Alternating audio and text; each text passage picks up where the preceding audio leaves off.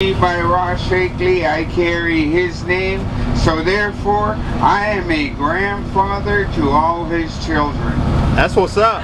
Even though some of them are older than me, they still respect and call me their grandpa. Wow. Now when I take my final walk into the woods, I'll pass the name on to my nephew. He'll become the grandfather to all Ross Shakely's kids and get the same respect that was given to me. There you go. That is the way of the Tlingit Indians. Amen.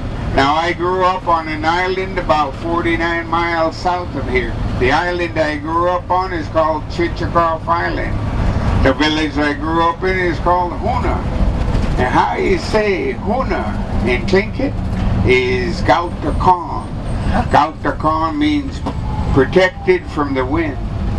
Wow. Now growing up in my village, we had a fleet of 40 boats in our village back in the 60s and 70s. Our industry was fishing. We fished from Glacier Bay all the way down to Ketchikan.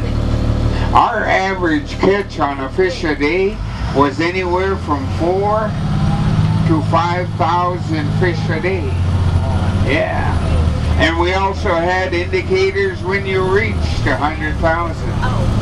You'd hang a broom upside down on the mast, that indicated that you reached 100,000.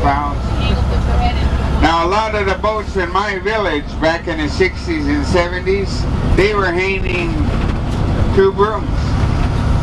And that's what you needed to do to make it through the winter. You could make anywhere from $20,000 to $30,000 in the 2.5 months you had to fish. So in the early 80s, when the fish prices dropped, a lot of the people that were fishing back in the 60s and 70s, they weren't making the same amount of money anymore. They almost had to double their catch of fish just to make the amount of money they made back in the 60s and 70s. So they had to find other ways to make it through the winter. They now drive tour buses. Actually, a lot of them got their own boats. They're fishing on their own and they're making it. And because it took a long time for those fish prices to recover, that fleet of 40 boats we had in our village back in the 60s and 70s, now we only have 2 boats left. So that way of life that was taught to us, that way of life that was given to us when we were growing up is slipping away. The fish prices have recovered now, but the fleet is gone. The younger generation, they don't know how to fish the inside passage the way that we did. So that way of life that was taught to us in our village is slowly slipping away in our village. Growing up in Huna, Huna was originally located in Glacier Bay. When they made Glacier Bay a national park, they relocated our village to where it stands now. And we have been fighting to get back into Glacier Bay ever since. We are making progress. 2 summers ago, they allowed us to build a tribal house back up in Glacier Bay. So that is one positive outlook for us on getting back into Glacier Bay.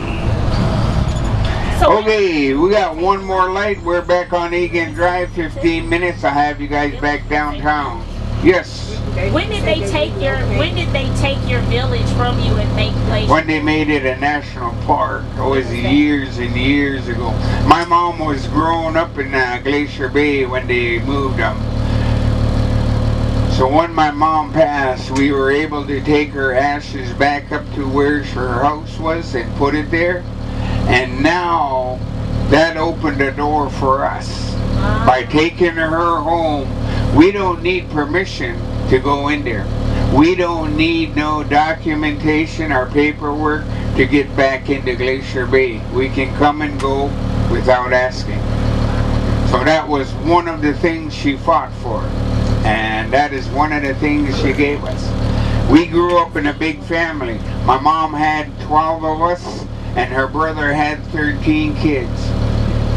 My mom has 38 grandchildren, and between her and her brother, there's over 700 of us. Wow. A village.